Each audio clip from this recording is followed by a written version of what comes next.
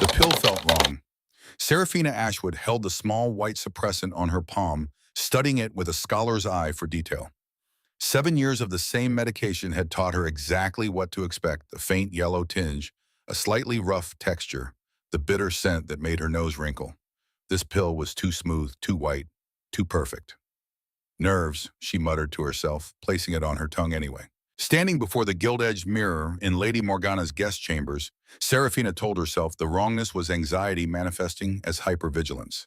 The Continental Alpha Summit's closing ball would begin in less than an hour, and she had been trembling since sunset. Of course, everything felt strange. Her entire world felt strange tonight.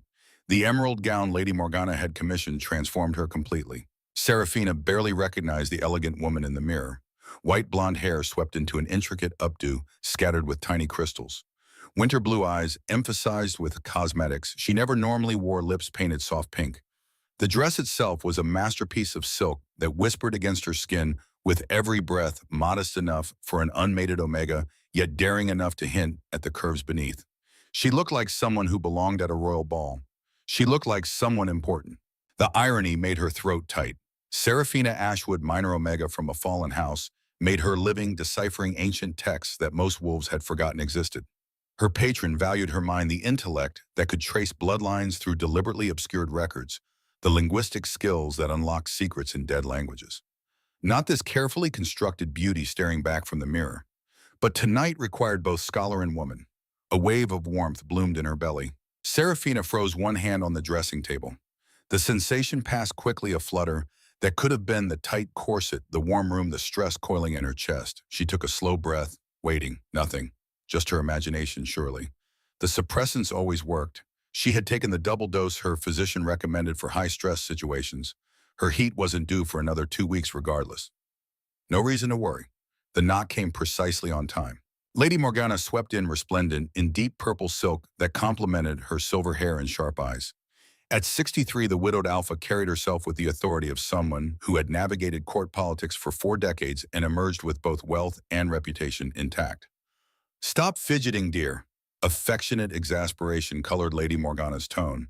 "You look absolutely stunning, and your suppressants are working perfectly. I can't detect even a whisper of scent." Seraphina managed a smile, smoothing her hands over emerald silk one final time. "I feel like I'm going into battle wearing someone else's armor." "Then think of it as research." Lady Morgana adjusted a crystal in Seraphina's hair with practiced fingers. "You're documenting the social dynamics of the most powerful wolves in existence. Observe, analyze, make mental notes. It's what you do best." The reframing helped. Seraphina straightened her shoulders, lifted her chin, adopted the posture of a scholar about to study a fascinating subject, rather than an overwhelmed omega entering a room full of apex predators. "Better," Lady Morgana approved. "Now come, the receiving line is forming." The ballroom stole Seraphina's breath. The grand hall soared 3 stories high ceiling, covered entirely in mirrors that reflected light from 6 massive crystal chandeliers, creating the illusion of infinite space filled with infinite brilliance. Midnight silk draped the walls, silver moon embroidery forming continuous patterns that seemed to shift as people moved past. The floor was polished marble, so smooth it looked like black ice. At the far end stood 5 thrones on a raised dais, 5 thrones for 5 kings. Seraphina felt her pulse quicken. She had read about them extensively, the 5 most powerful alpha kings in the known world who controlled vast territories and commanded armies that could reshape nations. But reading about power was different from standing in a room designed to showcase it. Lady Morgana guided her through introductions: a territorial governor, an ambassador, a pack alpha whose bloodline traced back 6 centuries. They all greeted Seraphina with polite interest before quickly returning attention to Lady Morgana. Exactly what Seraphina had expected, exactly what she preferred. She could observe without being observed. An hour into the ball, the second wave hit. Heat bloomed low in her belly, spreading like liquid fire through her limbs. Her skin prickled with sudden sensitivity, silk transforming from pleasant to overwhelming against her flesh. She pressed her thighs together as sensation sparked between them. No, this was stress, just the crowd, just anxiety manifesting physically. The warmth faded and Seraphina exhaled slowly. She was fine. Everything was fine. When the third wave crashed through her 10 minutes later, so intense, she had to excuse herself and find a quiet corner, Seraphina knew with horrifying certainty. Her suppressants had failed. That wrong pill suddenly made terrible sense. Someone had tampered with her medication, replaced it with something useless, left her vulnerable at the worst possible moment. And judging by the increasing heat, the growing ache, the dampness beginning to gather, she had maybe an hour before every alpha in this ballroom could sense exactly what was happening. Panic clawed at her throat. She needed to leave. Now, before her scent broke through and turned her into prey. The trumpet fanfare shattered that hope. Every wolf in the ballroom fell silent, turning toward the main entrance. Serafina found herself doing the same, unable to resist the magnetic pull of witnessing such concentrated power. They entered together, 5 figures moving with synchronized precision. At the center strode Cassian Nightshade, High King of the Northern Territories. Tall and powerfully built, dark hair shot through with silver despite his relative youth of 40 years. His eyes were glacial silver blue, and when they swept the ballroom, several Omegas gasped audibly. He wore midnight blue and silver, a crown of twisted metal conveying authority that needed no announcement. To his right moved Lucian Stormborn Warrior, King of the Eastern Reaches. Shorter but broader than Cassian, built like violence wrapped in expensive clothing. Copper hair caught the chandelier light, amber eyes glowing with inner fire. On Cassian's left walked Dorian Blackthorn Diplomat, King of the Southern Empire. He possessed classical beauty, features carved to perfection, dark eyes missing nothing, an easy smile that charmed enemies into allies. Behind them prowled Zephyr Ravenwood, enigmatic King of the Western Wilderness. Leaner than the others, moving with predatory grace that suggested violence could erupt any moment. Wild black hair and eyes that shifted color with the light green-gold something between. Completing the formation strode Dante Silvercrest, young King of the Central Highlands. Barely 30, with silver hair marking his ancient bloodline and eyes like molten gold. Together they represented more power than Serafina had ever imagined. The air vibrated with their combined alpha energy.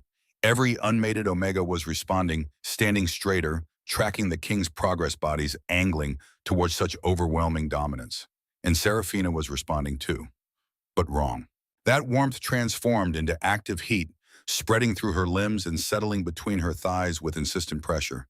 Her skin felt hypersensitive, silk suddenly too much against hardening nipples.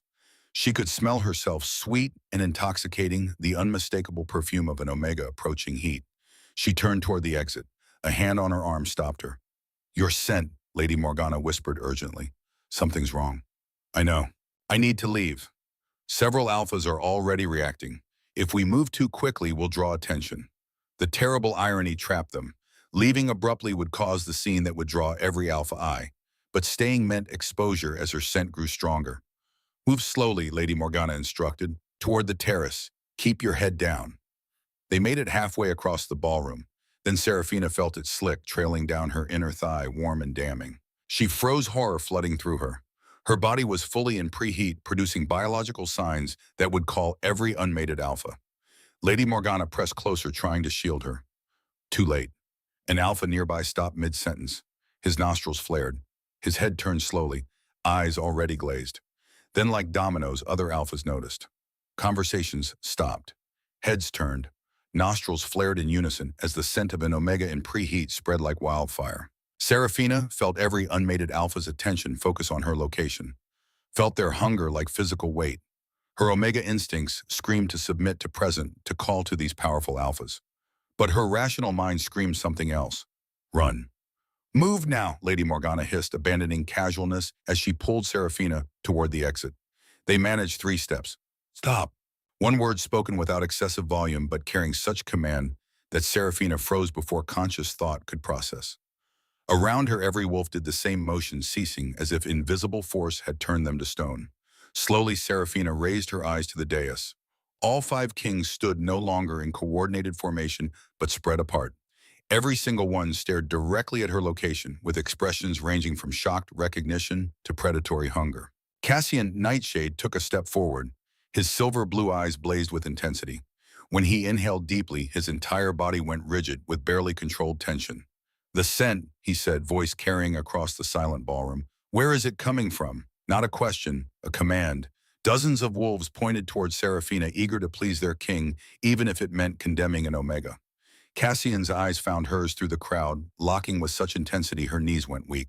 She watched recognition dawn, watched his nostrils flare, watched something feral and possessive flash before being forcibly controlled. You, he said in that voice of absolute authority. Come here. Every instinct that screamed conflicting commands. Her Omega nature wanted to obey to submit, but her rational mind knew obeying meant exposing herself completely before five of the most powerful alphas in existence, while her body betrayed her.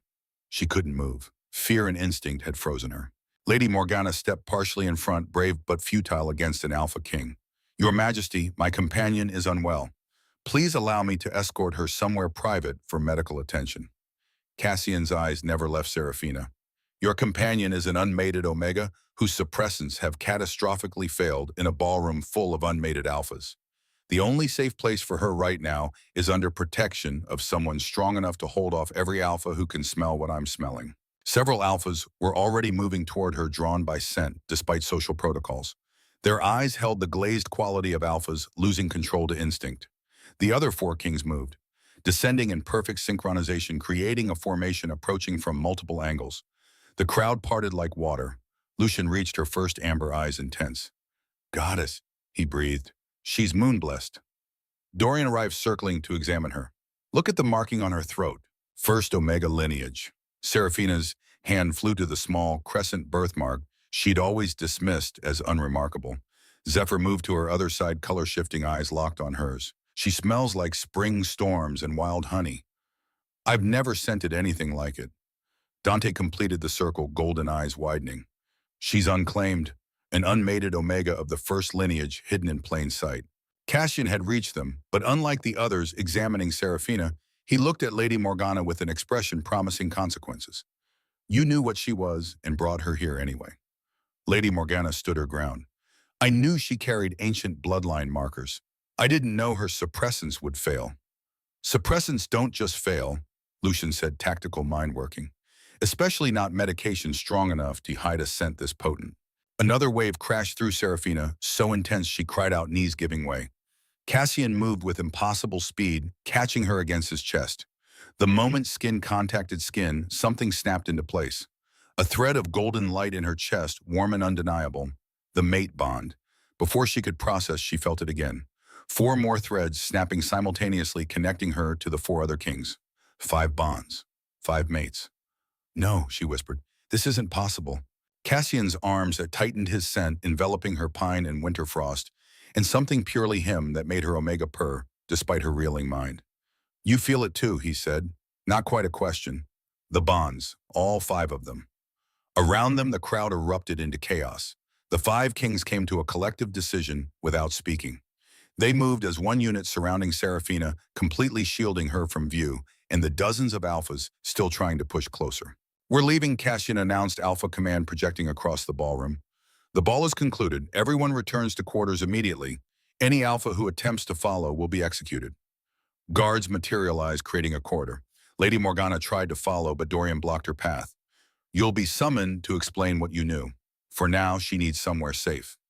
But I'm her patron, Lady Morgana protested. She trusts me. She has us now, Lucian said, tone making it non-negotiable. The bonds have formed. She's ours to protect. Seraphina wanted to argue that she wasn't property, that bonds didn't give automatic rights. But another wave was building slick, soaking through her undergarments, her own arousal mixing with 5 powerful alpha scents, creating an intoxicating combination, making it impossible to think. They moved through corridors with purpose, 5 kings maintaining protective formation while guards cleared their path. Seraphina was barely aware, too focused on controlling her body's desperate responses and processing 5 impossible mate bonds forming at once. They brought her to a suite clearly designed for royalty, soaring ceilings, expensive furniture, and a massive bed easily large enough for 6 covered in furs and silk, her Omega instincts identified as perfect nesting material. Someone explain what's happening, Zephyr said, breaking tense silence. Because she looks 3 seconds from bolting. I'm not in preheat, Seraphina managed, though her trembling body made her a liar. My suppressants just failed. This is physiological response to medication failure. When was your last true heat? Dante asked, golden eyes studying her. Not suppressed, full biological cycle. Heat flushed Seraphina's cheeks. That's personal. We're your mates, Dorian said gently but firmly. There's no personal information between bonded wolves. Windwalk. 7 years ago, Seraphina admitted quietly. Before I started suppressants consistently, I was 18. 7 years, Lucian repeated, expression darkening. You've suppressed your omega biology for 7 years straight. My physician approved it. It's safe if properly managed. Safe until it isn't, Cassian said, voice tight. Your body stored 7 years of suppressed cycles. When suppressants failed tonight, it hit at once. You're not going into preheat, Serafina. You're going into superheat, a biological event so intense it might kill you without alpha intervention. The words hit like physical blows. Serafina had heard of superheats in research. One of the most dangerous things that could happen to an omega occurred when cycles were suppressed too long, then released at once, creating heat so intense the omega's body temperature could rise to lethal levels.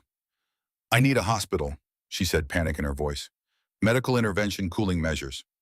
You need alphas, Zephyr corrected bluntly. Specifically, your bonded alphas. Conveniently, the moon goddess just provided 5 of the most powerful in existence. Serafina shook her head, backing away despite every instinct, screaming to move closer. I don't know you. I didn't choose this. Neither did we, Cassian said, but his voice held strange gentleness. But the bonds formed, Serafina. I can feel you in my chest. And I'd bet everything I own you can feel all 5 of us.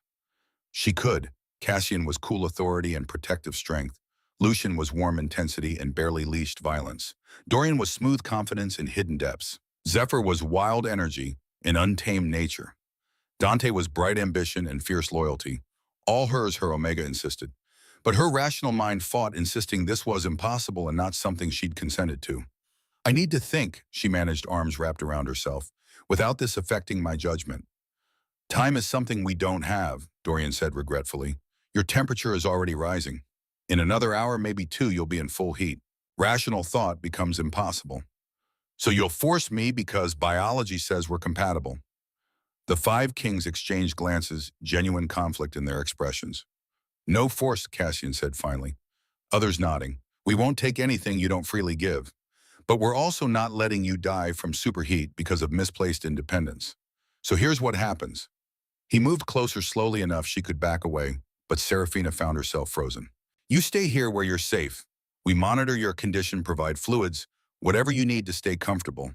And when heat hits fully, when your body demands alpha contact to survive, we'll be here. Available, ready, but only if you ask, only if you choose us. And if I refuse, Serafina challenged, then we hold you and help you ride it out the old way, Dante said quietly. Cool water, gentle touch, talking you through it. Enough alpha presence to keep your biology from killing you, but nothing more. It will be agony for all of us. But it's possible. Probably. Probably, Lucian emphasized. Superheats are dangerous. Your body will scream for claiming for bonding. Fighting that while your temperature spikes might cause permanent damage. Serafina felt tears burning. This couldn't be happening.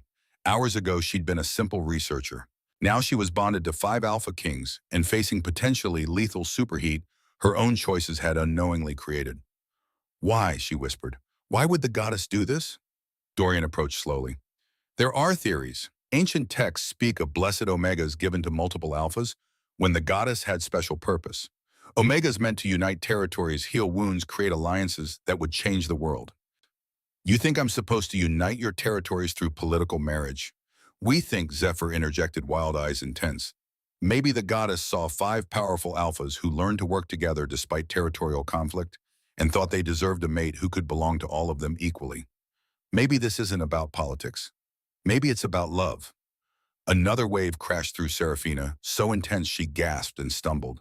Cassian caught her, and the moment he touched her, heat subsided slightly, biology recognizing alpha mate presence. 2 hours, Lucian said quietly, watching her pupils dilate. Maybe less. Then we have 2 hours to help her understand, Cassian said, lifting Serafina despite her half-hearted protest, starting with getting her comfortable. He settled her on the massive bed. The other 4 arranged themselves around it, close enough to be present, but far enough to give space. The positioning felt instinctive, creating balanced circle of protection. Talk to us, Dorian encouraged. What you're feeling, what you're afraid of. Serafina wanted to refuse to maintain walls and independence. But mate bonds hummed insistently in her chest, and she could feel their genuine concern, their desire to help rather than hurt. I'm afraid of losing myself, she admitted. I've built an identity based on my mind, my research, my independence. Now my body's trying to reduce me to biology and instinct. Your omega nature doesn't diminish your intelligence, Dante said firmly, golden eyes blazing. It's part of you, not separate. The woman who researches bloodlines and the Omega in heat are the same person. I don't know how to do this, Serafina confessed. I don't know how to be someone's mate, let alone 5 mates. Neither do we, Zephyr said with crooked smile. We're figuring this out together. Cassian's hand came to rest on her ankle touch, gentle but grounding. You asked why the goddess would give you 5 mates. Maybe because you need 5 different kinds of strength, 5 perspectives, 5 ways of being loved. Heat was building again. Serafina could feel it gathering like storm on the horizon, ready to sweep away rational thought. She had maybe an hour left before biology overwhelmed everything. And in that moment of clarity, Serafina made her choice. Not because she was forced, not because she had no other option, but because she looked at these 5 powerful alphas, giving her space and respect and freedom to choose, and decided that maybe being chosen wasn't such a terrible thing. Maybe being wanted, valued, recognized as someone's perfect match was actually the gift she'd been searching for. Tell me what happens, she said quietly. When heat hits fully, I want to know what I'm choosing. Relief and desire and determination flooded through the bonds. Then Cassian began to explain, and Serafina listened, her hands already reaching for the mates the moon goddess had chosen for her, ready to face whatever came next. Together. 3 weeks had passed since the bonding heat, and Serafina was learning that being mated to 5 Alpha Kings was far more complicated than any ancient text had prepared her for. She stood in Cassian's war room in the northern palace studying the enormous map spread across the obsidian table. Colored pins marked territories, trade routes, and most troubling, the growing number of border skirmishes that had erupted since news of their unprecedented bond had spread across the continent. Another attack, Lucian announced, striding into the room with a dispatch clutched in his fist. His amber eyes blazed with barely controlled fury. The Ironwood Pack hit 3 of our supply convoys in the eastern reaches. They're calling it retaliation for our unnatural claim on a first lineage Omega. Serafina felt the words like a physical blow. Through the bonds, she could feel Lucian's rage, but also something deeper, guilt. He blamed himself for not anticipating this response. They're not wrong to call it unprecedented, Dorian said quietly from his position near the window. Unlike Lucian's open anger, the diplomat, King's distress, showed only in the tightness around his eyes. 5 mate bonds to a single Omega. Half the continent thinks we've somehow coerced you, Serafina. The other half thinks you've bewitched us with forbidden Omega magic. There's no such thing as Omega magic, Serafina said sharply, her scholar's mind rejecting the superstition, even as her heart ached at the implication. And I chose this bond freely, we all did. They don't care about truth, Zephyr interjected from where he lounged against the wall, his color-shifting eyes currently a stormy gray. They care about power. 5 kingdoms united under 1 Omega Queen. That's terrifying to every minor pack that's enjoyed playing us against each other for the past century. Dante entered last, his youthful face drawn with exhaustion. At barely 30, he was struggling to maintain control of his fractious Highland territories while dealing with this new crisis. The Council of Elders just sent me an ultimatum, he said, tossing a sealed letter onto the table. They're demanding I renounce my claim on Serafina and take a proper Highland Omega as my queen, or they'll support my cousin's challenge for the throne. The room fell silent. Through the bonds, Serafina felt the collective surge of protective fury from her other 4 mates, but it was Dante's devastation that cut deepest. He had worked so hard to prove himself worthy of his crown, and now his own people were using their bond as leverage against him. No, Cassian said, his voice carrying absolute authority. We don't negotiate with threats. Dante, your cousin, is a fool who couldn't lead a hunting party, much less a kingdom. Your elders know this. They know it, Dante agreed bitterly. But they also know that our bond makes me vulnerable. If I choose Serafina over my throne, the Highlands fall into civil war. If I choose my throne over Serafina. He couldn't finish the sentence, but they all understood. Rejecting a mate bond would destroy him, possibly literally. Wolves had died from severing completed bonds. Serafina moved to Dante's side, taking his hand. The physical contact sent warmth through their bond, and she felt some of his anguish ease. Then we find a third option, she said firmly.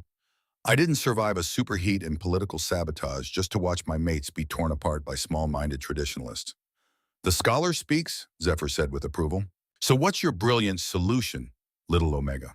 How do we convince an entire continent that 5 kings sharing 1 mate isn't the beginning of the apocalypse? Serafina had been thinking about this problem for days, actually. Her research into ancient Omega bloodlines had revealed something crucial that most modern wolves had forgotten. We make them remember what first lineage Omegas actually are. she said. Not just rare, not just powerful, but necessary. She moved to the bookshelf lining one wall of the war room and pulled down a leather-bound volume she had been studying. This is a chronicle from the First Wars 3,000 years ago. Back then, the wolf territories were fractured into hundreds of tiny packs constantly fighting. The land itself was dying from the chaos, crops failing, winters lasting years, famine everywhere. I know this history, Cassian said, but his tone was curious rather than dismissive. The first unification ended the wars. 5 great packs merged their territories under a peace agreement. Not just any peace agreement, Serafina corrected, opening the book to an illuminated page. A bond peace. 5 alpha leaders who were given a single omega blessed by the moon goddess herself. Her name was Morgana the Peace Weaver, and she was first lineage just like me. The bond between them didn't just unite 5 alphas, it unified 5 territories into the foundation of what would become our modern kingdoms. The silence that followed was different now, thoughtful rather than defeated. You're saying this has happened before, Dorian said slowly, his diplomatic mind already racing ahead. That multiple mate bonds aren't aberrations. They're historical precedent for times of great change. Exactly, Serafina said, warming to her subject. Every recorded instance of multiple mate bonds in the ancient texts coincides with periods of territorial consolidation or major political reformation. The goddess doesn't create these bonds randomly. She creates them when the world needs unity more than tradition. Lucian stood moving to study the map with new intensity. If we can prove this, if we can show that our bond follows ancient precedent rather than breaking sacred law, it changes everything. We're not defying tradition. We're fulfilling it.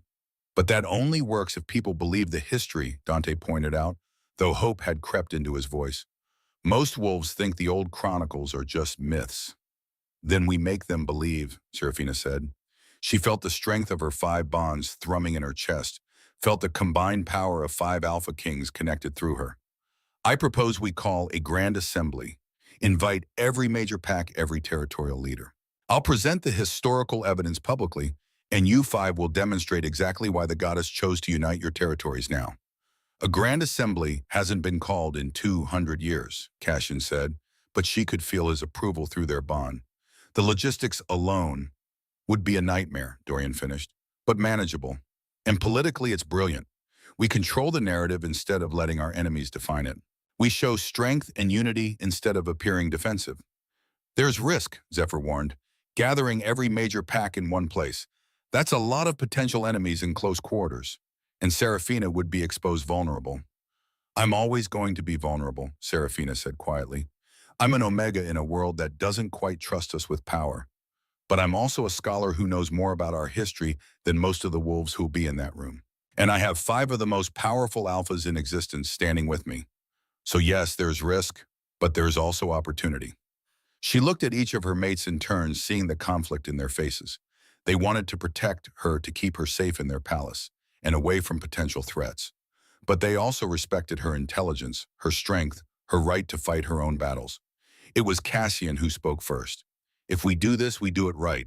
Maximum security. The assembly will be held here in the Northern Palace, where I control every entrance and exit. We vet every attendee personally, and Serafina is never alone. One of us stays with her at all times. Agreed, the other 4 said simultaneously. There's another complication, Serafina said, and she felt her cheeks heat despite herself. I'm 3 weeks past my bonding heat. My cycle is going to reset soon, and with 5 alpha bonds. She trailed off, but they understood.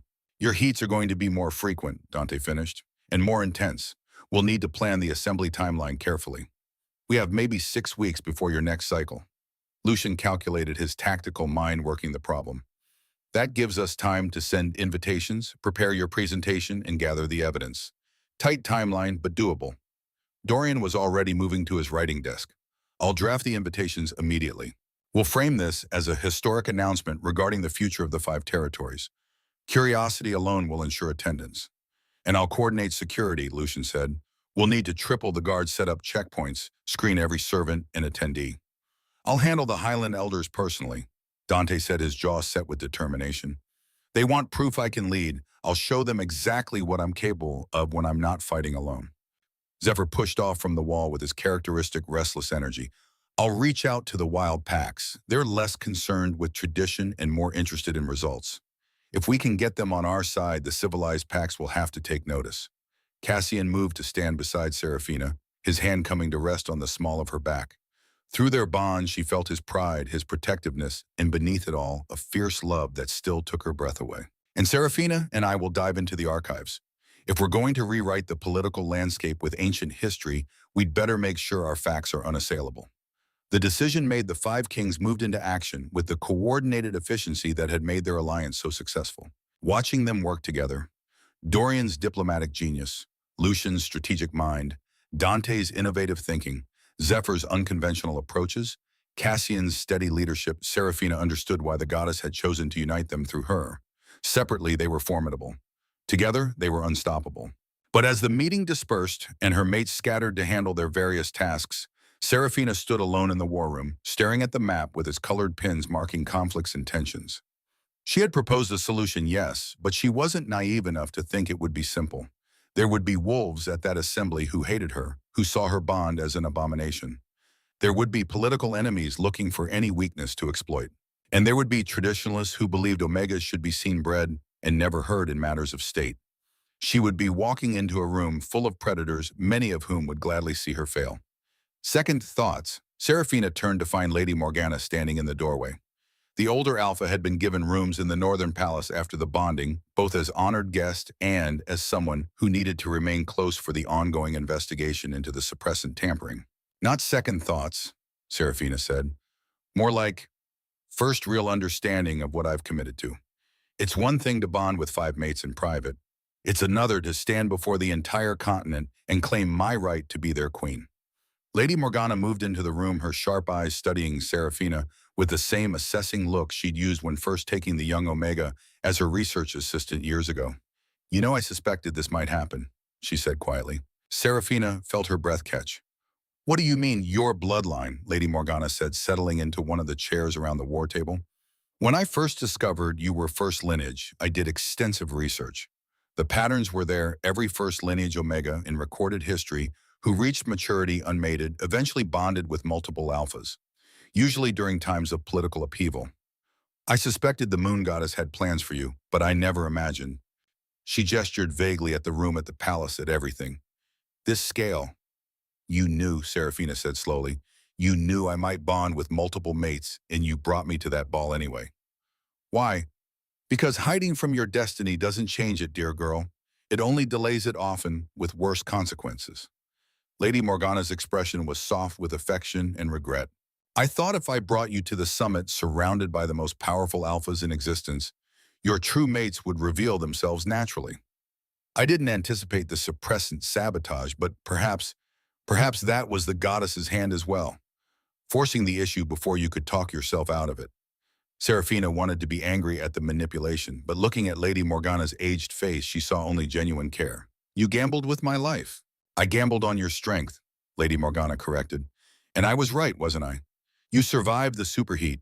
You claimed 5 Alpha Kings, and now you're about to reshape the political landscape of our entire world.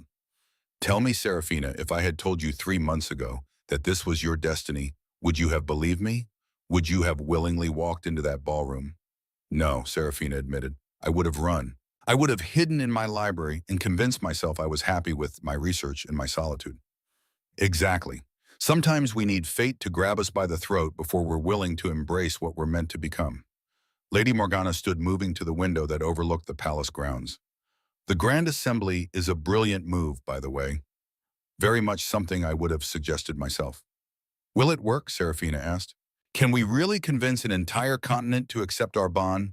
That depends, Lady Morgana said, turning back with a smile, on whether you're prepared to be more than just 5 queens. The Omega in those ancient texts, Morgana the Peace Weaver, she didn't just unite 5 alphas. She became a power in her own right, a voice that commanded respect not because of her mates, but because of her own wisdom and strength. I'm a researcher, Seraphina protested, not a queen, not a political leader. You're whatever you choose to be, Lady Morgana said firmly, but choose quickly, dear girl, because in 6 weeks, you'll be standing in front of every major wolf pack in existence. And they'll be deciding whether you're worthy of 5 crowns or just a pretty Omega who got lucky with her biology. The words stung, but they were also true. Serafina had claimed her right to choose her mates, had insisted on her autonomy and intelligence. Now it was time to prove she deserved the titles that came with those bonds. Then I'd better get to work, Serafina said, moving back to the bookshelf with renewed determination. I have 6 weeks to become the Omega Queen this continent needs, starting with proving I know our history better than anyone alive. Lady Morgana's laugh was warm and approving. That's my girl. Show them what a scholar with something to prove can accomplish. Those 5 kings of yours won't know what hit them. As the older Alpha left, Serafina pulled down another ancient text, her mind already racing with research plans. She had survived sabotage and superheat. She had claimed 5 impossible mates. And now she would prove that the moon goddess's choice had been no accident. The Grand Assembly would be the beginning of everything, success or failure, acceptance or rejection. The future of 5 kingdoms hung in the balance, and Serafina intended to tip those scales in her favor.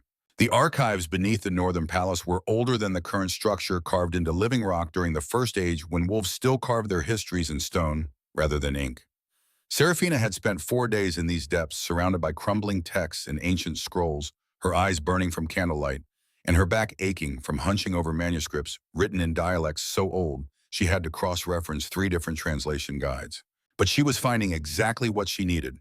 There, she breathed, her finger tracing a line of faded text in a chronicle dated nearly 4,000 years ago. Another instance.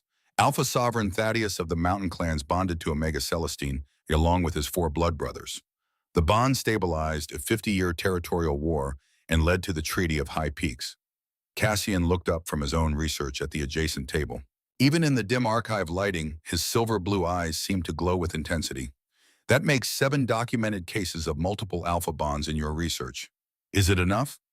It needs to be more than enough, Serafina said, carefully marking the page with a strip of leather. I need overwhelming evidence, irrefutable patterns. If I present 7 cases, skeptics will call them anomalies. I need at least 12 to establish this as historical precedent rather than random occurrence. The door at the top of the stone staircase opened, and Lucian descended with his characteristic warrior's grace, carrying a tray laden with food. You've been down here for 16 hours, he said, setting the tray on a clear section of table. Eat, both of you. Serafina's stomach growled in response, betraying her intention to protest. She hadn't realized how long she'd been working. Through the bond, she felt Lucian's concern mixed with exasperation. This wasn't the first time he'd had to force food on his research-obsessed mate. Find anything useful? Lucian asked, settling onto a bench and pulling Serafina onto his lap despite her half-hearted protest about working.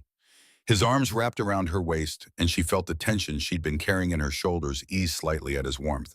7 cases so far, Cassian reported, reaching for bread and cheese from the tray. All documented instances of first lineage Omegas bonding with multiple Alphas during periods of political upheaval. The pattern is undeniable. But is it enough to convince the Assembly? Lucian asked, his tactical mind already analyzing angles of attack. Facts matter less than presentation. You could have 20 cases, but if wolves have already decided you're an abomination, they'll find ways to dismiss the evidence. That's why I need to find the mechanism, Serafina said, accepting the piece of bread Cassian handed her. Not just that it happened, but why it happened. What makes first lineage Omegas different? Why does the goddess create these bonds during times of change? She twisted in Lucian's lap to access another pile of texts, and he adjusted his grip to give her room to work while keeping her secured against him. The casual intimacy of it, being held while she researched, having her mates anticipate her needs, still felt strange and wonderful after weeks of bonding.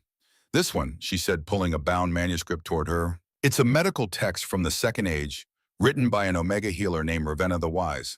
She theorized that first lineage Omegas carry something she called ancestral memory, a genetic remnant from the first wolves created by the moon goddess.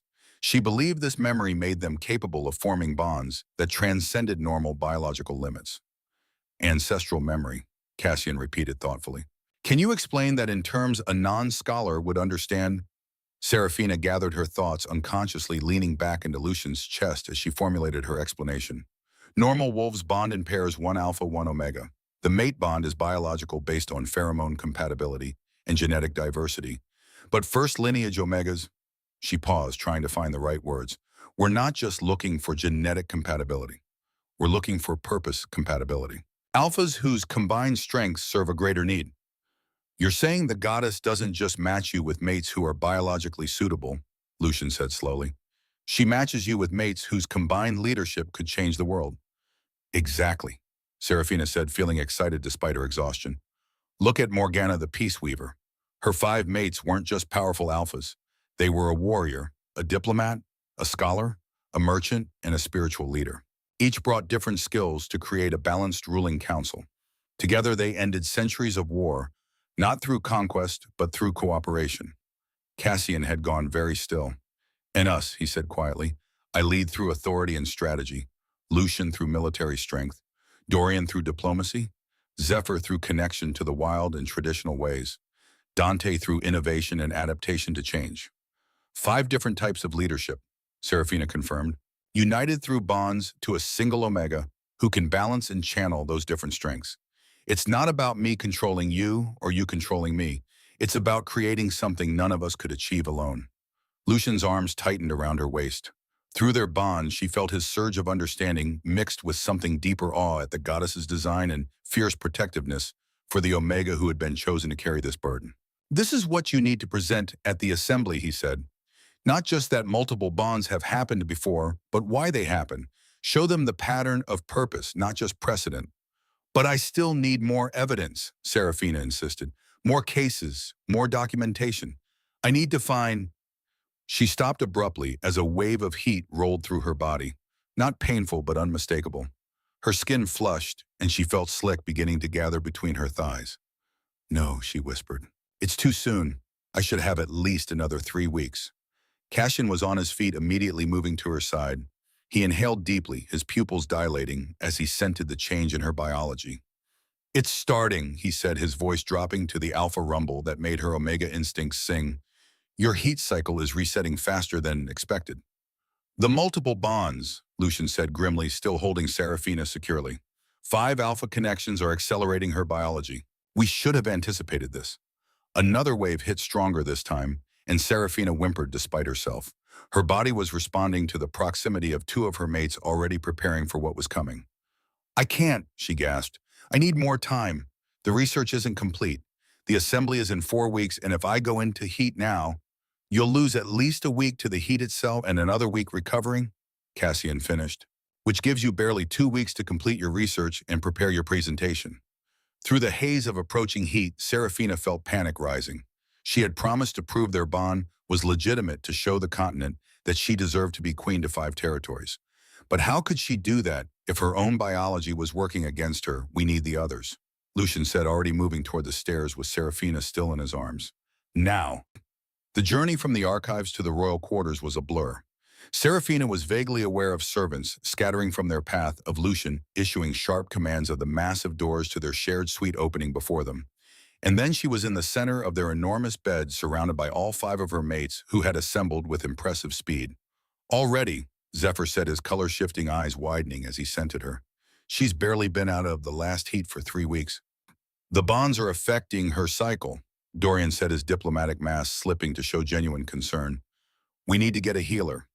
"No time," Dante interrupted. His golden eyes were locked on Serafina with predatory intensity that would have frightened her if she couldn't feel his love and worry through their bond. "She's going into full heat within the hour. Look at her pupils. She's already halfway gone." It was true. Serafina could feel rational thoughts slipping away as her biology took control. But before she lost herself completely, she grasped at one desperate thought. "The research," she managed.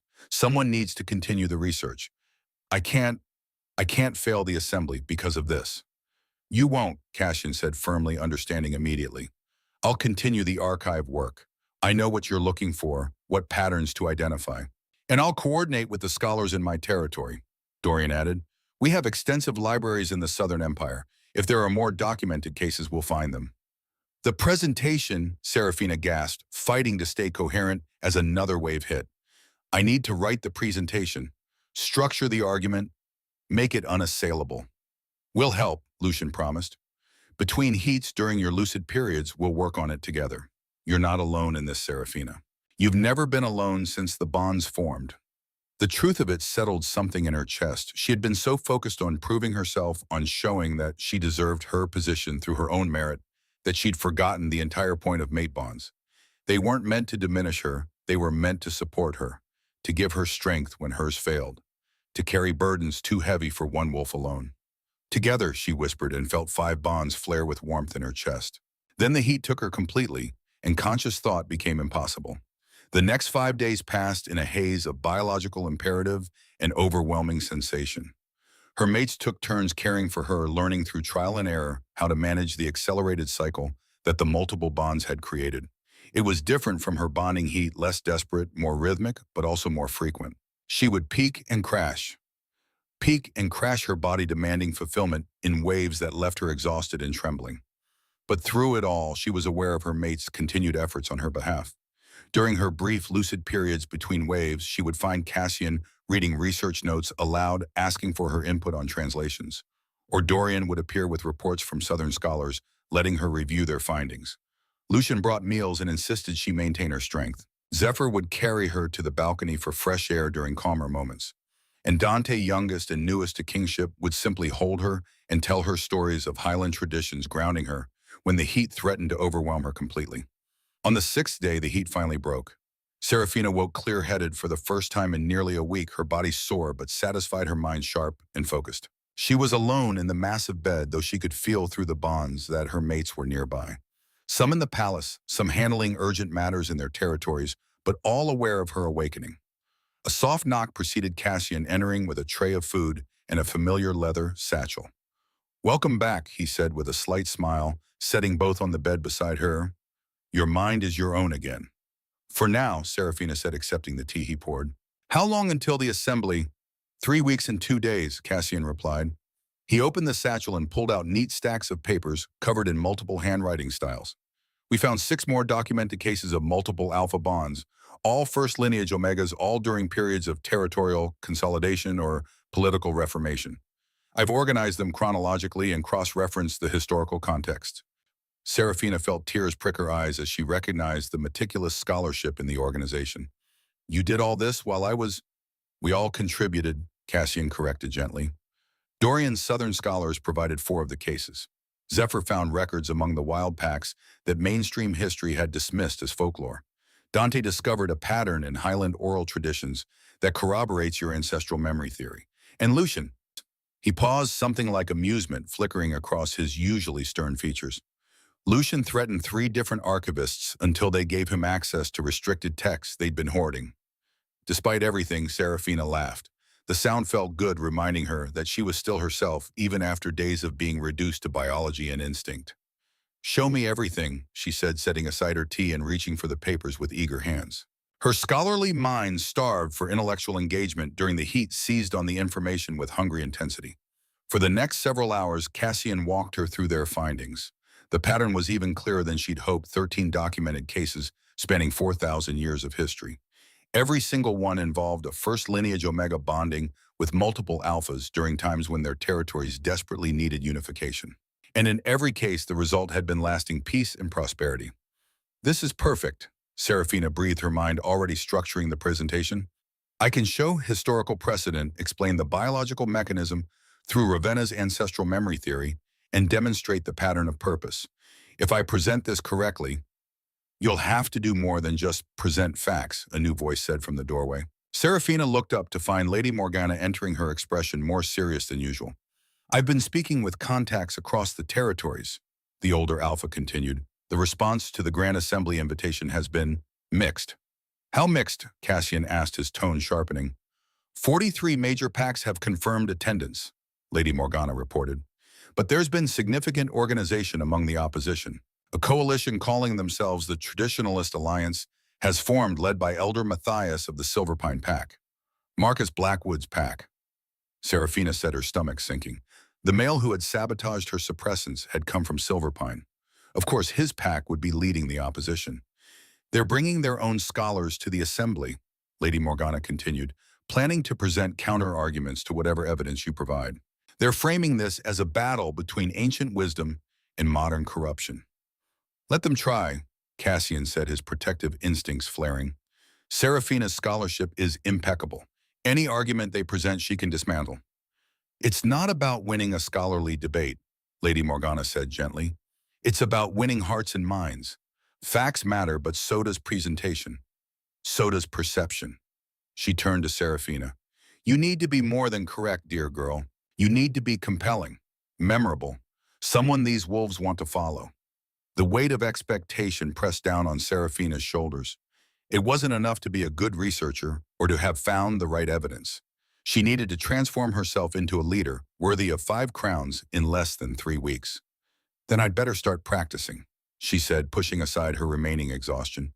Cassian, I need you to play devil's advocate. Challenge every point I make as aggressively as you can. Lady Morgana, I need you to coach me on presentation, how to command a room, how to project authority without seeming threatening.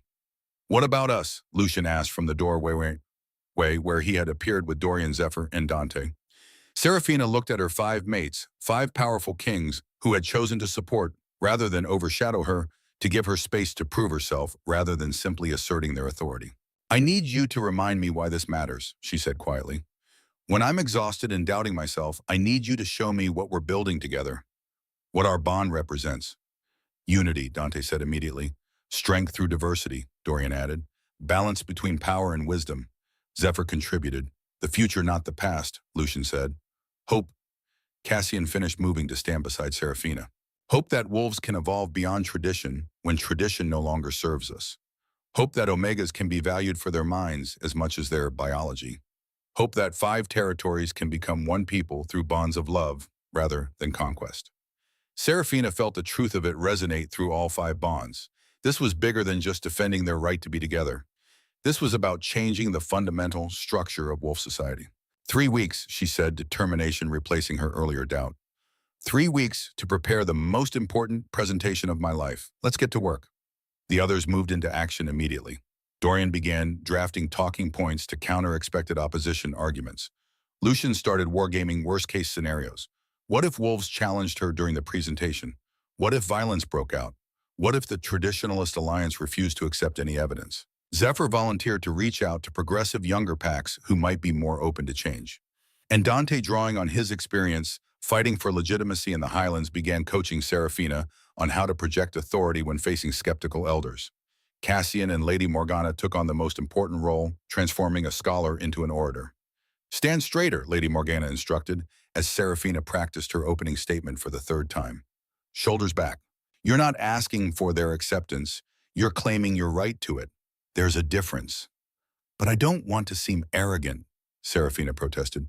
There's a difference between arrogance and confidence, Cassian said from his position observing her presentation.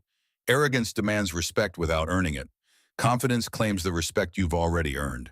You've survived sabotage, superheat, and political conspiracy. You've bonded with 5 alpha kings and earned our loyalty not through manipulation, but through your genuine strength of character. You've found historical evidence that could reshape political thought across the continent. You've earned the right to be confident. His words settled something in Serafina's chest. He was right. She had been so focused on not appearing presumptuous that she had forgotten her own accomplishments. Again, she said to Lady Morgana, from the beginning. And this time I'll do it right. As she launched into her presentation once more this time, with her shoulders back and her voice carrying authority she hadn't known she possessed, Serafina caught Cassian's eye and saw approval and pride reflected there. 3 weeks until the Grand Assembly. 3 weeks to transform herself from a scholar into a queen. 3 weeks to change the world. She had survived worse odds before, and this time she wasn't fighting alone. The grand hall of the Northern Palace had been transformed. Serafina stood in the preparation chamber adjacent to the hall, listening to the rumble of hundreds of voices beyond the massive oak doors. Through the narrow observation window, she could see the assembled packs, over 300 wolves representing 43 territories, all gathered in tiered seating that rose up the walls like an amphitheater. The 5 thrones had been moved to a raised platform at the far end, and in the center of the floor stood a single podium where she would make her presentation. Her hands were trembling. Breathe, Dorian said softly from beside her. Of her 5 mates, he had been chosen to escort her into the hall, his diplomatic skills making him the best choice to project unity and strength. You've practiced this 100 times. You know your material better than anyone alive. Knowing the material and delivering it in front of 300 hostile wolves are 2 different things, Serafina said, pressing her palms together to stop the shaking. She wore a gown of deep sapphire silk that Lady Morgana had commissioned regal, without being ostentatious, with subtle embroidery of 5 different symbols representing her mates' territories. Her white blonde hair was styled in an intricate crown braid woven with silver thread, and the 5 bonding marks on her shoulders and throat were visible, deliberate proof of her claims. She looked every inch a queen. She just needed to feel like one.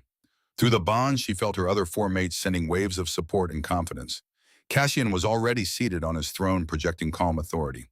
Lucian was positioned near the guard stations, his warrior's instincts on high alert for any threat. Zephyr had scattered himself among the wild pack representatives, ready to gauge reactions and provide friendly faces in the crowd. And Dante was in the Highland delegation section, his presence a statement that he stood with his Omega mate despite his elder's ultimatum. The Traditionalist Alliance is seated in the front left section, Dorian murmured, nodding toward a group of stern-faced wolves clustered together. Elder Matthias is the one in the center, gray beard, permanent scowl, radiating disapproval. Seraphina studied the male who would be her primary opposition. He looked exactly like she'd imagined, old enough to remember better times, powerful enough to command respect, and rigid enough to view any change as personal betrayal. He's brought 3 scholars with him, Dorian continued. All males, all from traditionalist packs, all prepared to challenge your evidence. They'll wait until you finish your presentation and then request rebuttal time. Let them, Seraphina said, and was pleased to hear her voice steady. I've anticipated every argument they could make. I have counter-evidence for their counter-evidence. A horn sounded the signal that the assembly was beginning. That's our cue, Dorian said, offering his arm. Remember, you're not asking for their approval. You're claiming what's already yours. The door swung open and Seraphina stepped into the grand hall on Dorian's arm. The effect was immediate and visceral. 300 pairs of eyes turned toward her, and the rumble of conversation died to absolute silence. She could feel the weight of their attention, their judgment, their curiosity and hostility and fascination all mixed together. She kept her head high and her shoulders back, just as Lady Morgana had taught her. Dorian escorted her to the center podium, then withdrew to take his place on his throne beside Cassian. Seraphina stood alone before the assembled wolves, and for one terrifying moment, her mind went completely blank. Then she felt it, 5 threads of warmth in her chest, 5 bonds pulsing with steady support. She wasn't alone. She had never been alone. Honored alphas, respected elders, distinguished guests. She began, her voice carrying clearly through the hall. I am Seraphina Ashwood Omega, of the first lineage bonded mate to 5 Alpha Kings. I stand before you today, not to defend my existence, but to illuminate it. To show you that what appears unprecedented is actually ancient. What seems impossible is actually inevitable. And what you may view as aberration is actually destiny, fulfilling itself as it has done throughout our history. She paused, letting the words settle. In the front left section, Elder Matthias's scowl had deepened, but she also saw some wolves leaning forward with interest. 3 weeks ago, I began researching historical precedents for multiple alpha bonds. What I found astounded me, not because such bonds are rare, but because we as a people have forgotten they exist at all. We have allowed crucial parts of our history to fade into myth and folklore, dismissing the very patterns that could help us understand our present. She gestured, and servants wheeled out a large board covered with carefully arranged documents, original texts, translations, and timeline charts she had spent days perfecting. Before you are 13 documented cases of first lineage Omegas, bonding with multiple alphas, spanning 4,000 years of recorded history. Not folklore, not legend. Documented fact verified through multiple independent sources. She walked to the board, pointing to the oldest entry. The first recorded case, Morgana the Peace Weaver bonded to 5 Alpha Pack leaders during the First Wars. Her bond ended 3 centuries of territorial conflict and laid the foundation for our modern kingdom structure. Moving down the timeline, she continued. Celestine of the Mountain Clans bonded to 4 Alphas, ended the Highland Wars, and established the Treaty of High Peaks that still governs those territories today. Ravenna the Wise bonded to 3 Alphas, united the healing traditions of separate packs, and created the medical frameworks we still use. 13 cases, 13 first lineage Omegas, and every single one emerged during periods of political upheaval or territorial instability. Coincidence? A voice called from the traditionalist section. Elder Matthias had risen to his feet. A handful of aberrations across millennia proves nothing except that nature occasionally produces mistakes. Seraphina had expected this. Then let's examine these mistakes more closely, Elder Matthias. Every single one of these bonds resulted in lasting political stability. The territories united under these multiple bonds experienced an average of 200 years of peace, following the bonding significantly longer than territories unified through traditional conquest or single-mate political marriages. If these were mistakes, they were remarkably successful ones. You're twisting cause and effect, one of the traditionalist scholars interjected. Standing beside Matthias, peace brought the bonds, not the other way around. These omegas simply bonded during peaceful times. Actually, no, Serafina said, moving to another section of her display. If you examine the timeline carefully, you'll see that in every case the multiple bond formed during the height of conflict, not after peace was achieved. Morgana bonded during the bloodiest year of the First Wars. Celestine bonded 3 days before the largest battle in Highland history. The bond itself became the catalyst for peace, not a result of it. She could see some wolves nodding now, following her logic, but the traditionalists weren't backing down. Even if we accept your historical interpretation, Elder Matthias said, his voice dripping with condescension, you still haven't explained why the goddess would create such bonds. What purpose do they serve that a normal, proper single bond wouldn't? This was the critical moment. Serafina took a breath and moved to the center of the podium. That's exactly the right question, Elder, she said. And the answer lies in understanding what first lineage omegas actually are, not just biologically, but spiritually and politically. She gestured to a new section of documents. The Omega healer Ravenna the Wise theorized that first lineage omegas carry what she called ancestral memory, a genetic and spiritual connection to the first wolves created by the moon goddess herself. This connection gives us abilities beyond normal omega biology.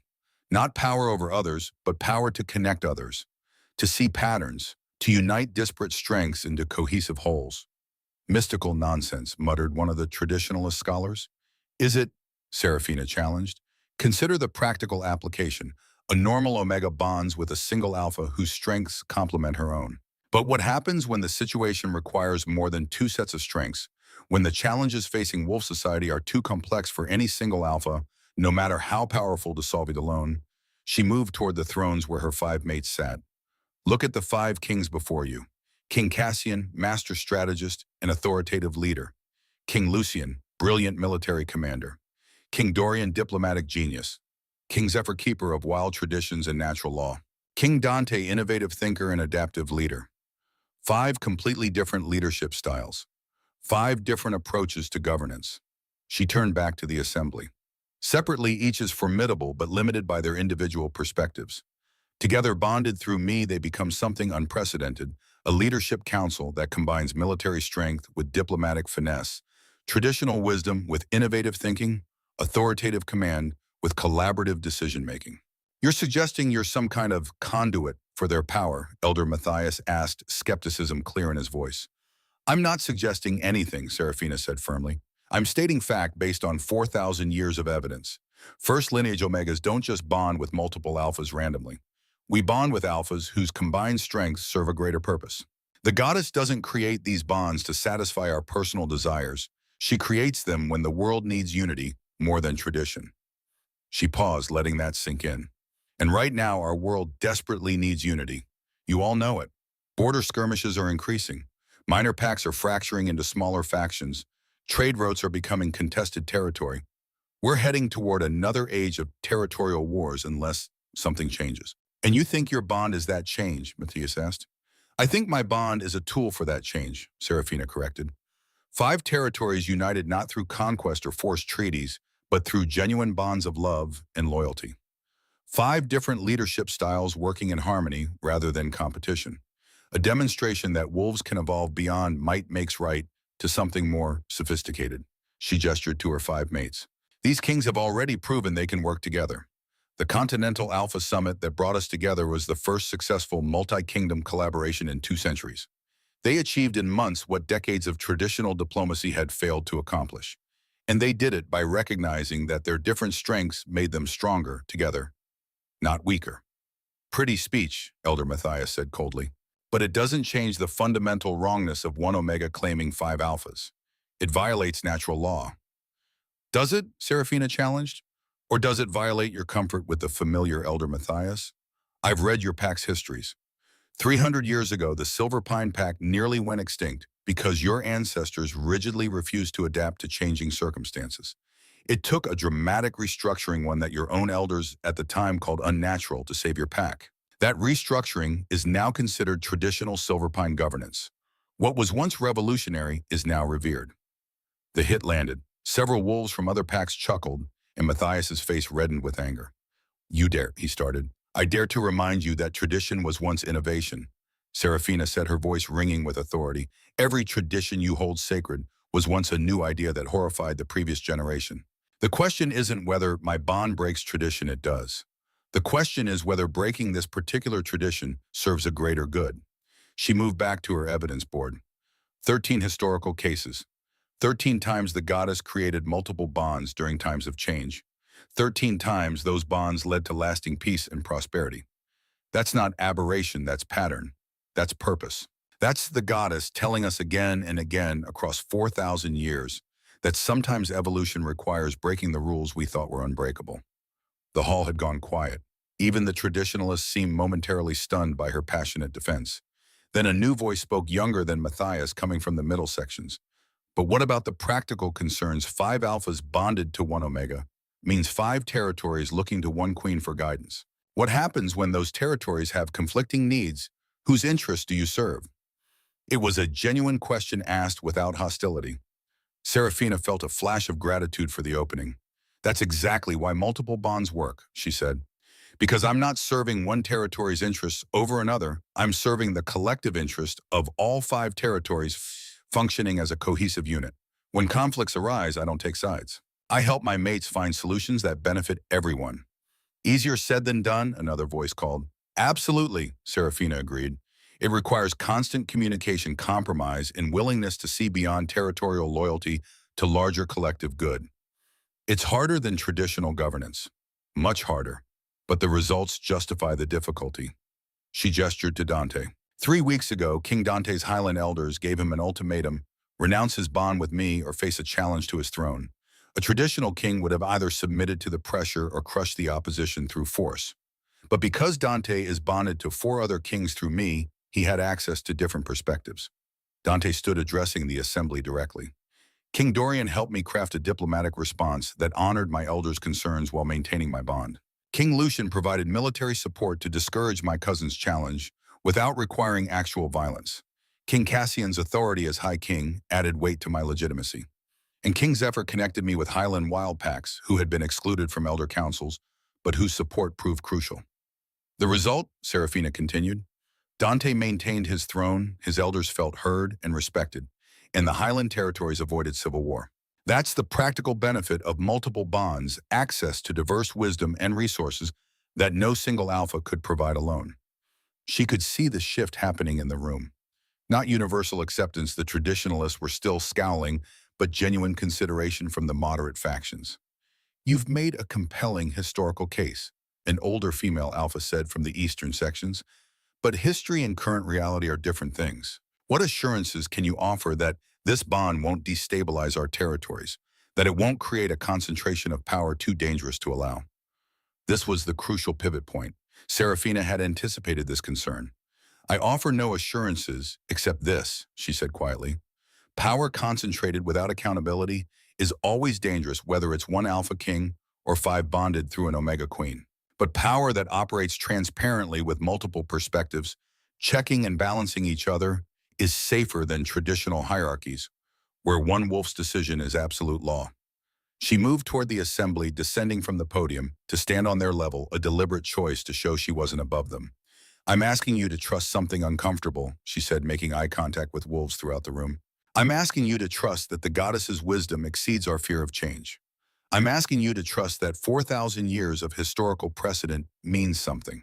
And most difficult of all, I'm asking you to trust that an Omega scholar who 3 months ago was invisible in her library might actually be capable of helping guide 5 territories into a new era.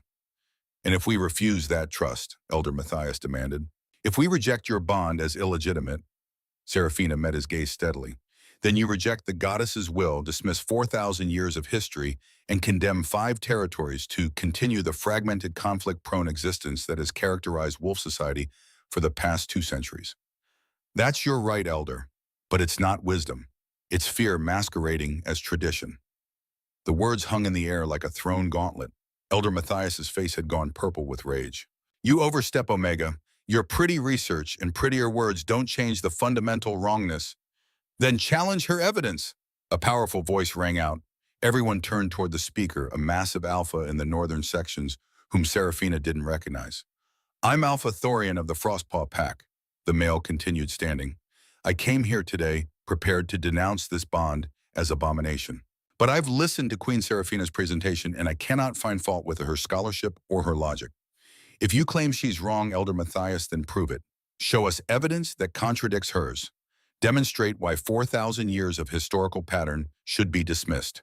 Make your case with the same rigor she has shown. Other voices joined in calling for the traditionalists to present their counter-evidence.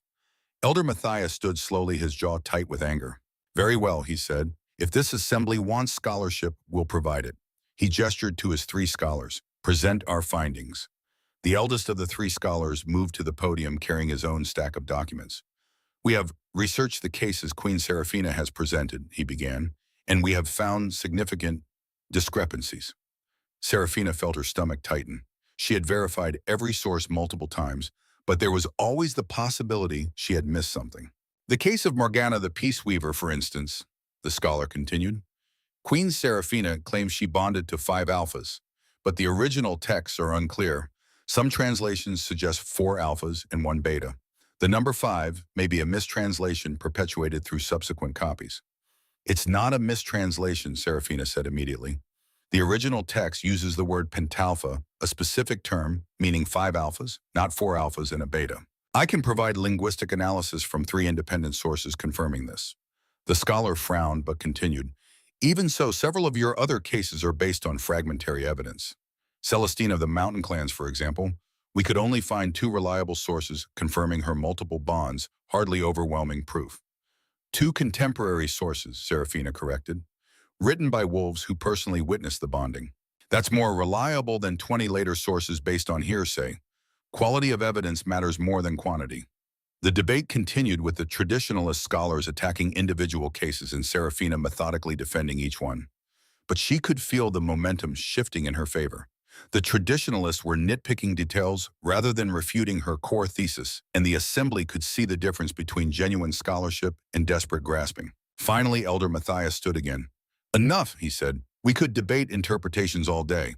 The fundamental question remains, do we as a people accept that 1 omega can bond 5 alphas, or do we maintain the natural law that has governed us since the beginning?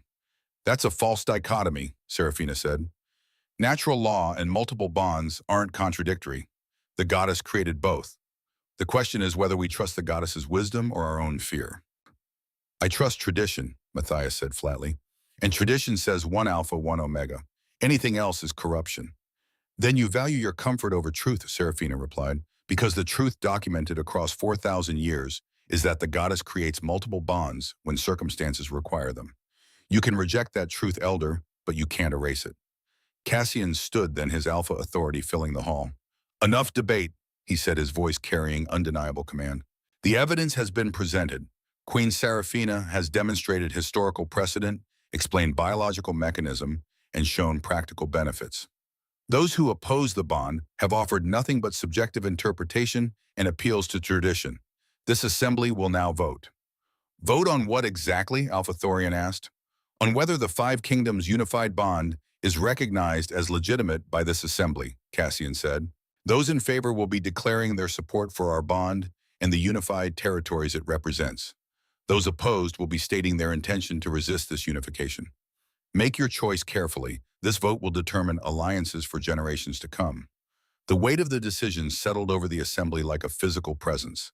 This wasn't just about accepting Seraphina's bond. It was about choosing sides in a fundamental restructuring of wolf politics. All in favor of recognizing the 5 kingdoms bond as legitimate, Cassian said, stand now. For a long moment, no one moved. Then Alpha Thorian stood, his massive form unmistakable. Frostpaw Pack recognizes Queen Seraphina and the unified bond. One by one, others began standing. The Wild Pack representatives stood almost as a unit. Zephyr had done his work well. The younger alphas stood seeing opportunity and change. The moderate pack stood convinced by Seraphina's evidence.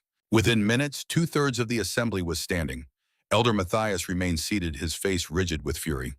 This is a mistake, he said coldly. You're abandoning everything our ancestors built on the word of 1 omega and her 5 besotted mates. When this unity crumbles, and it will remember that the Traditionalist Alliance warned you. Duly noted, Cassian said, his voice ice cold. And when our unity creates the longest period of peace this continent has seen in 200 years, remember that you stood against it. This assembly is concluded.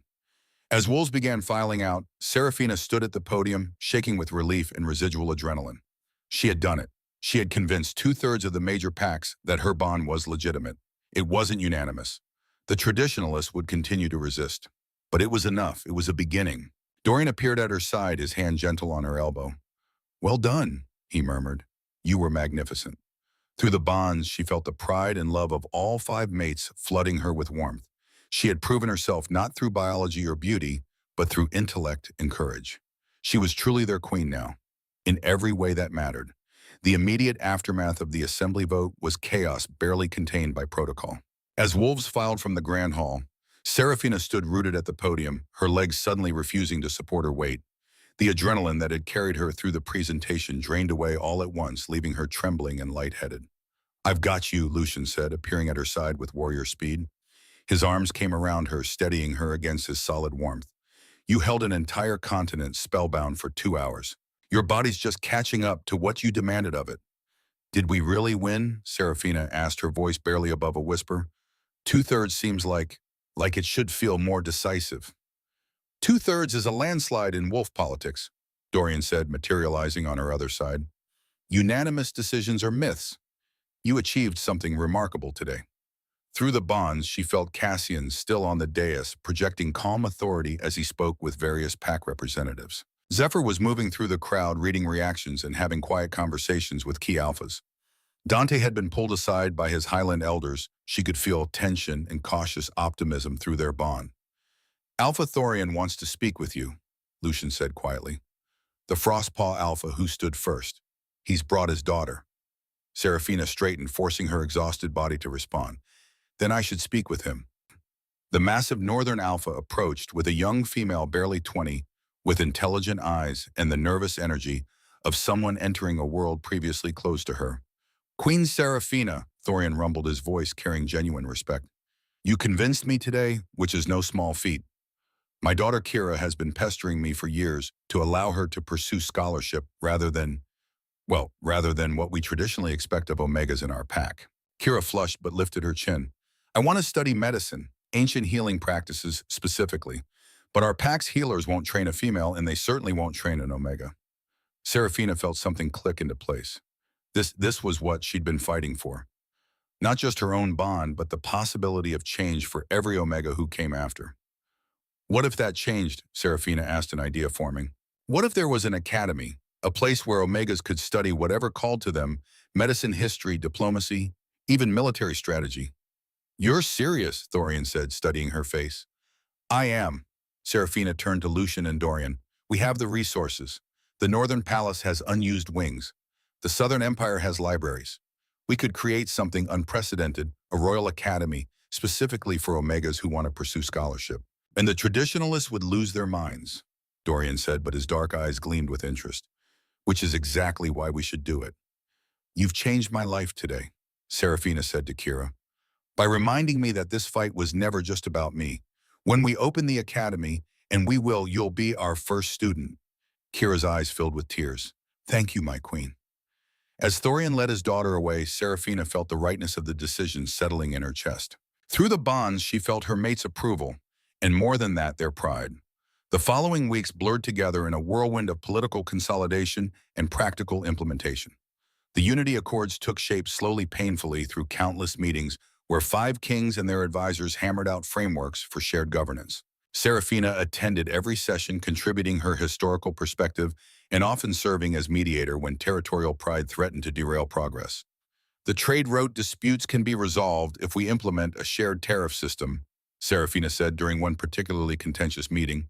According to the records from Morgana's era, they used proportional distribution based on each territory's population and resources. It prevented any single kingdom from being economically disadvantaged.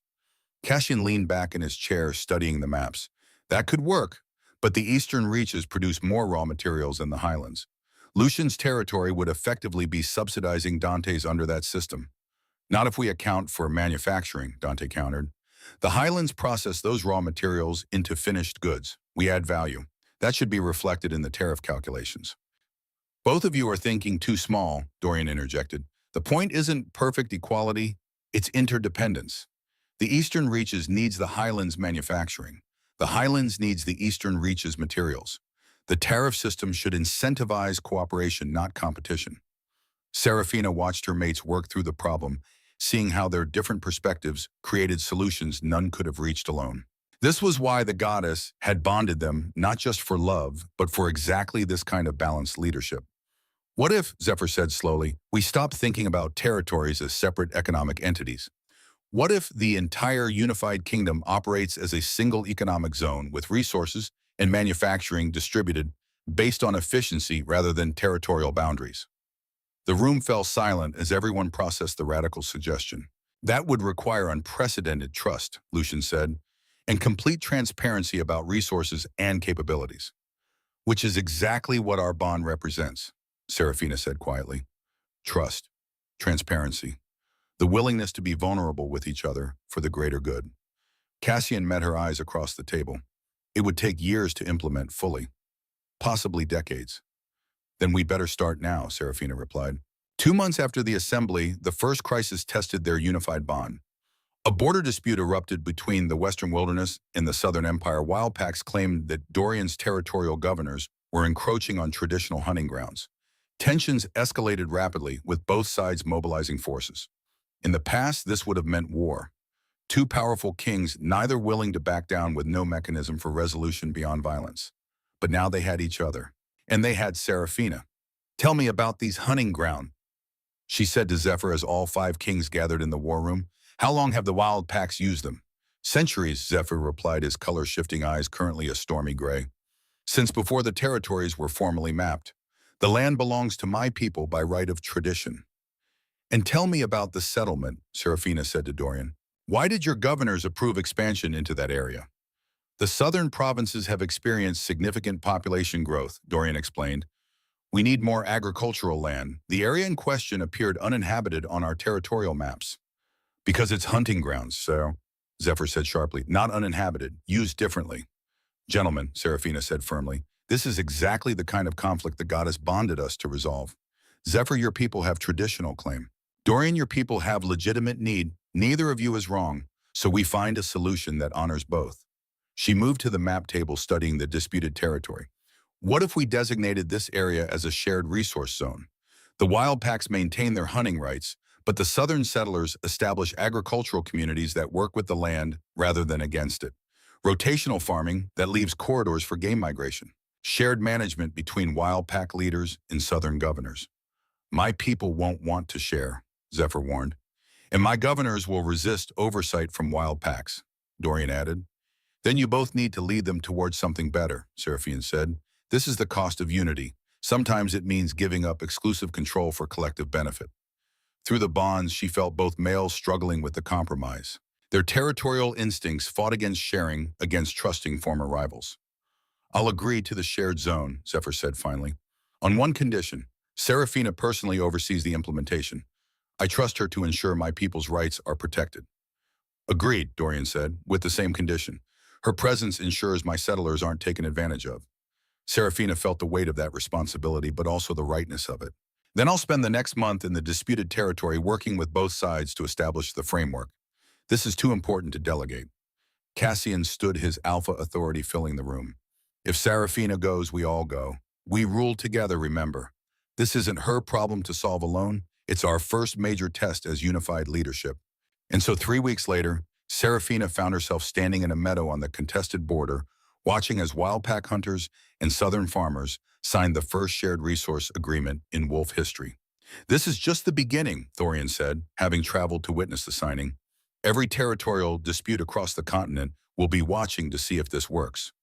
Then we'd better make sure it does, Serafina replied. 4 months after the assembly, Serafina woke to find the world spinning. She barely made it to the wash basin before her stomach rebelled, heaving up everything she'd eaten for breakfast. Lucian appeared instantly, holding her hair back and supporting her weight as her body convulsed. How long has this been happening? He asked quietly, his warrior's mind already analyzing symptoms. 3 mornings, Serafina admitted weakly. I thought it was just stress from the treaty negotiations. I'm getting a healer, Lucian said, his tone brooking no argument. The royal healer arrived within minutes, performing a brief examination while all 5 kings hovered anxiously. Serafina felt their concern through the bonds, their fierce protectiveness, their barely controlled panic at the thought of her being unwell. "Congratulations, my queen," the healer said with a warm smile. "You're pregnant, about 6 weeks along, I'd estimate." The room went absolutely silent. Serafina's hand flew to her stomach, pressing against the flat plane, as if she could feel the impossible new life growing there. "Pregnant," she whispered. "But how do we even—" "With 5 fathers." "The bond works in mysterious ways," the healer said gently. "I've consulted the ancient texts, the few that exist about multiple alpha bonds. In every case where the Omega conceived, the child carried genetic material from all bonded mates. The goddess doesn't choose one father over the others. She weaves them all together into something new." Dante was the first to move, dropping to his knees beside the bed and pressing his forehead against Serafina's stomach with reverent awe. "A child," he breathed. "Our child." Then they were all moving, Cassian's hand covering hers on her belly, Lucian's arms coming around her from behind Dorian, sitting beside her with wonder in his dark eyes, Zephyr's fingers tangling with hers. "5 fathers," Zephyr said, his voice rough with emotion. "One mother, infinite possibilities." "The traditionalists will have a field day with this," Dorian said, but he was smiling. "A child with the genetics from 5 alpha kings, they'll claim it's an abomination." "Let them," Cassian said firmly. "This child is proof that the goddess's design works. That multiple bonds aren't just political necessity, they're the future of our people." Through the bonds, Serafina felt each of her mates processing the news in their own way. Cassian's fierce protectiveness intensifying. Lucian's tactical mind already planning security measures. Dorian thinking through political implications. Zephyr's wild joy unconstrained by practical concerns. Dante's youthful wonder and determination to be a good father. "I'm terrified," Serafina admitted quietly. "I don't know how to do this. I don't know how to raise a child who will carry the weight of 5 kingdoms on their shoulders before they can even walk." "Then it's good you have 5 mates to figure it out with," Lucian said, pressing a kiss to her temple. "We're in this together, remember? That's the whole point." 6 months after the assembly, Serafina stood on the balcony of the Southern Empire's summer palace, one hand resting on her rounded belly where their child grew strong and active. Below in the gardens, representatives from all 5 territories worked together on the final provisions of the Unity Accords. The document had grown from rough framework to comprehensive governmental structure, a masterpiece of collaborative legislation that balanced regional autonomy with collective cooperation. The Traditionalist Alliance still existed, still resisted, but their influence waned with each successful initiative. Elder Matthias had withdrawn to Silverpine, but even his own pack was beginning to question whether isolation served their interests. Several Silverpine wolves had quietly approached Serafina, asking about enrollment in the New Royal Academy for Omega Scholarship. The academy itself had exceeded every expectation. Kira had been joined by 37 other Omegas in the first-class young females hungry for education that had been denied them by traditional pack structures. They studied medicine, history, diplomacy, literature, mathematics, even military strategy. The best scholars from all 5 territories had volunteered to teach, drawn by the revolutionary nature of the project. "You're brooding again," Lucian said, emerging onto the balcony with a cup of tea. "I can feel it through the bond." Serafina smiled, accepting the tea specially blended to help with the pregnancy nausea that still plagued her. "Not brooding, reflecting, marveling really. 6 months ago, I was a nobody researcher with failing suppressants and a terror of being noticed. Now I'm queen to 5 territories," Zephyr supplied, appearing on her other side. "Mother to the first child of the unified kingdom, founder of an educational revolution, architect of the Unity Accords. Weight of the world on your shoulders," Dante added, joining them. "But look at what you're building with that weight." Cassian and Dorian emerged last, completing their circle, as they always did, 5 kings and 1 queen bound together by threads of gold and purpose. "The baby kicked," Serafina said, taking Cassian's hand and placing it where their child had been moving. "Strong kicks, active." "Takes after their fathers," Cassian said with rare humor, then his expression softened. "All 5 of them." Through the pylon, Serafina felt the contentment of her mates, the peace they'd found in unity, the joy of building something together that none could have achieved alone. "The Unity Accords will be signed next week," Dorian said.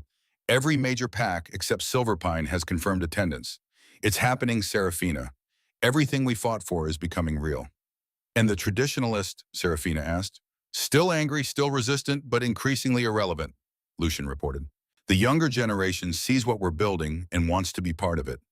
The old guard can cling to their traditions if they want, but the world is moving forward without them." Zephyr crouched beside Seraphina's chair, his color-shifting eyes currently warm gold. Tell them the other news, he prompted.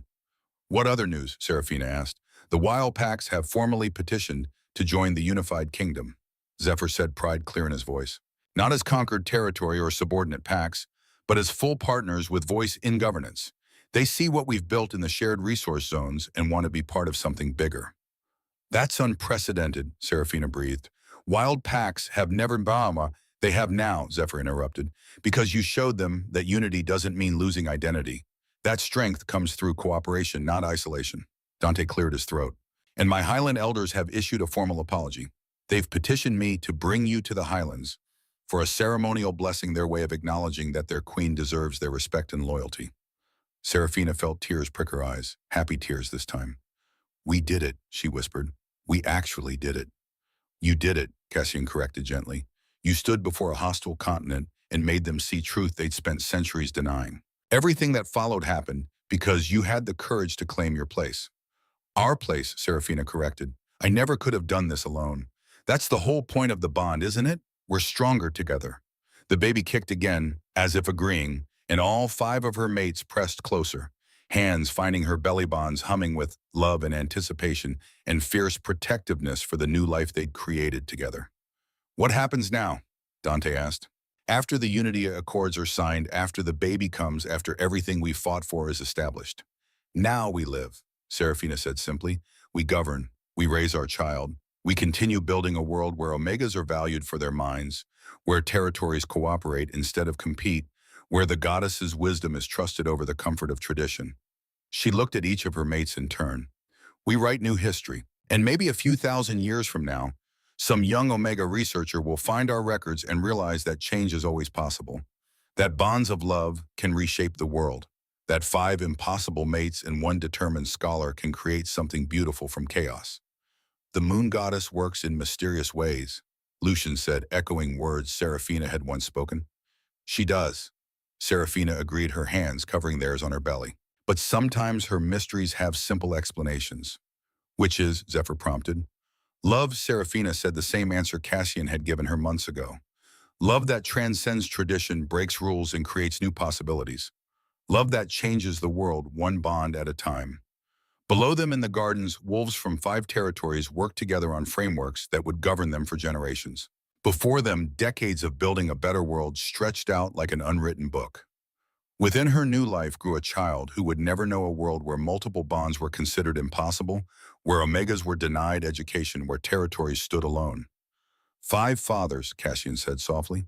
1 mother. 1 child who will grow up knowing that love comes in many forms, that strength is found in unity, and that the impossible is just the possible waiting for someone brave enough to believe.